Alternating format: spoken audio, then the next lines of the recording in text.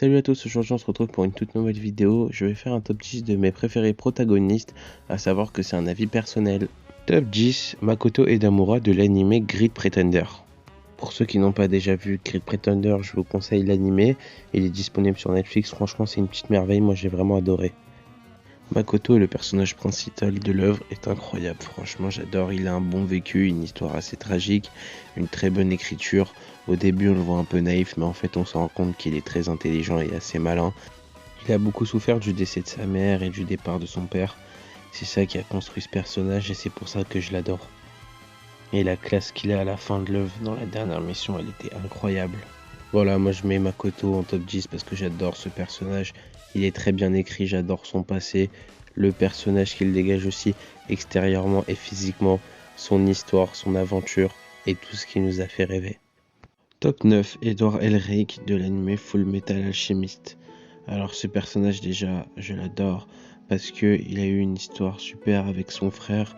L'aventure qu'ils ont passée ensemble, c'était incroyable. L'anime est un chef-d'œuvre pour moi, Full Metal Alchemist normal comme Brotherhood. Et aussi parce qu'il a vécu toujours pour protéger son frère et faire revivre sa mère. Pour moi, on parle pas assez de ce protagoniste incroyable qui nous a fait rêver pendant des années. Bien sûr avec son frère. C'est un personnage drôle et à la fois sérieux, et franchement c'est un génie qui est né dans cet animé.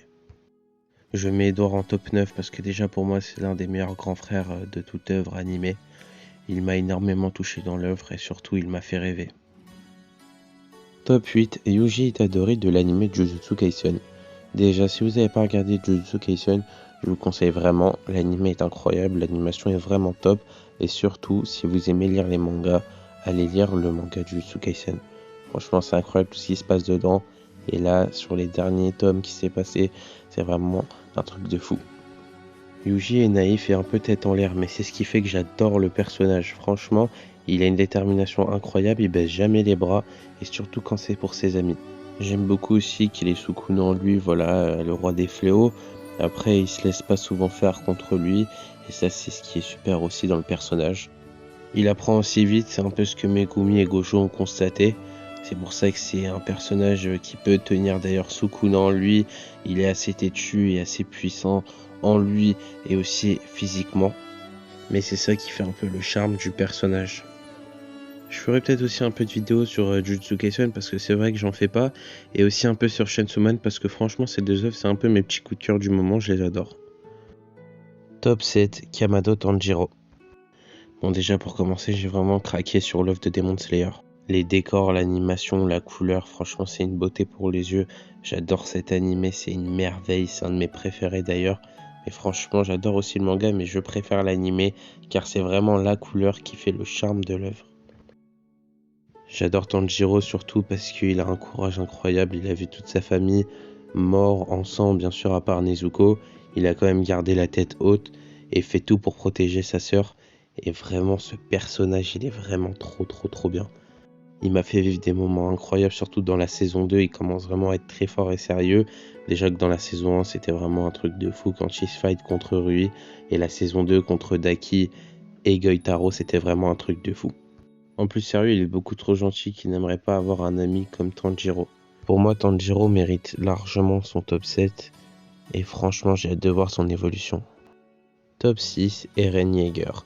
Bon, j'avoue, au début, Eren ne faisait pas partie de mes préférés protagonistes. Mais bon, après la dernière saison, le personnage est devenu un truc de fou. Je ne peux pas vraiment savoir même si c'est vraiment un protagoniste ou un antagoniste, mais je le mets quand même dans mes préférés protagonistes. Prêt à tout pour sauver les siens, son obsession envers les titans, c'est un peu ce qui fait le charme du personnage de Eren Yeager. Moi je le mets en top 6 avec tous les retournements de situation qu'il y a eu de sa part, la mentalité qu'il a eue, son intelligence, le fait qu'il soit malin et surtout le vécu qu'il a eu, il a beaucoup souffert. Top 5, Light Yagami. Pour tous ceux qui n'ont toujours pas vu Death Note, foncez, franchement c'est une œuvre incroyable avec pas mal de retournements de situation, je veux même dire beaucoup, et franchement Light est vraiment beaucoup trop intelligent. Ce que je kiffe chez ce personnage, c'est que il a voulu faire du bien mais en faisant du mal, et c'est à cause de ça que justement tout est retourné contre lui. Il a une rivalité incroyable avec elle, et surtout c'est un manipulateur de haut niveau. La seule chose qui me déçoit un peu, c'est la fin de l'œuvre. Je trouve qu'elle finit un peu facilement, c'est ce que je reproche. Mais franchement, sinon, c'est un truc de fou, c'est incroyable. L'animé est top. Juste la fin un peu facile, mais ça reste quand même dans mes préférés animés. Et franchement, le duo Light et Ryuk me fait kiffer vraiment jusqu'à la fin de l'œuvre, j'ai vraiment adoré. Top 4, Shigeo Kageyama. Bon, le style de Shigeo, c'est le genre de personnage hyper gentil, mais qu'il faut surtout pas chercher. Sinon, c'est un peu fini pour toi. J'adore son côté naïf, mais aussi très sérieux. Dès qu'il s'y met, c'est un truc de fou, surtout dès qu'il se fight. Il est vraiment incroyable au combat. Ce que j'aime chez Shigeo, c'est qu'il fait passer sa famille avant tout. Celui qui touche à un seul cheveu de sa famille, c'est fini pour lui. Il est vraiment très très puissant, et c'est ça aussi qui fait le charme du personnage. Ce que j'ai aussi kiffé dans l'œuvre, c'est son duo avec Arata Karagen. Franchement, il y a beaucoup d'humour, c'est hyper marrant, et il y a aussi beaucoup d'émotions entre ces deux personnages. Je mets top 4 Shigeo parce que je trouve que c'est un personnage qui a beaucoup de cœur. Il peut passer d'un être qui peut ne pas faire mal à une mouche à carrément détruire des continents, des pays entiers. Mais franchement, c'est un personnage hyper compréhensible et c'est ça que j'adore chez lui. Top 3 Meliodas de l'anime Seven Deadly Sins. Seven Deadly Sins fait partie d'une de mes préférées œuvres de tout animé, voilà. Et Meliodas fait vraiment partie de mon Big 3 des préférés protagonistes d'animé.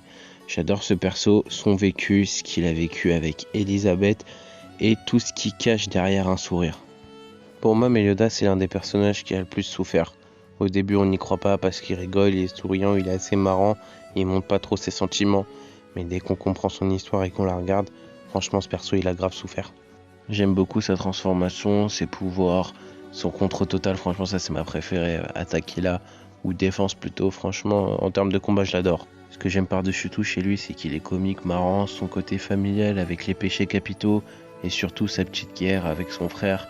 Plutôt ses deux frères, mais finalement on se rend compte voilà, que c'est Zeldris, son seul frère, etc. Contre les 10 commandements aussi, c'était incroyable. Et j'adore aussi l'amour qu'il porte à Elisabeth et son côté un peu pervers, c'est assez marrant. Bon voilà, moi Meliodas personnellement je l'adore, c'est pour ça qu'il est dans mon top 3. Et aussi les Seven Deadly Sins d'ailleurs et l'aventure qu'ils m'ont fait passer, franchement j'ai vraiment kiffé. Top 2 Seiya de Senseiya. Au début de l'œuvre j'aimais pas trop Seiya, je le trouvais assez prétentieux. Mais dès qu'il a commencé à gagner de la maturité, j'ai vraiment adoré le personnage. Ce que j'aime beaucoup chez lui, c'est qu'il ne lâchera jamais ses compagnons et son amour pour Athéna. J'aime beaucoup aussi toutes les armures qu'il a portées, je trouve que ça lui donne de la classe et énormément de flow, et j'aime toutes les différentes attaques qu'il a eues. Ce que j'aime beaucoup chez Seiya aussi, c'est qu'il a beaucoup d'honneur et de loyauté, et ce que j'ai kiffé aussi, c'est son combat contre Shiryu. Franchement, il y avait eu énormément d'émotions, et la fin du combat était incroyable. Franchement, Senseiya, ça m'a fait vivre que du bonheur durant déjà mon enfance, et je l'avais re-regardé récemment, et j'ai vraiment toujours kiffé l'œuvre, et c'est une expérience incroyable. Je mets Seiya top 2 aussi parce que j'ai beaucoup d'amour pour l'œuvre et franchement ce personnage m'a fait kiffer avec tous ses compagnons, les chevaliers de bronze. L'arc sanctuaire était incroyable. Franchement, faut aller regarder l'animé si c'est toujours pas fait.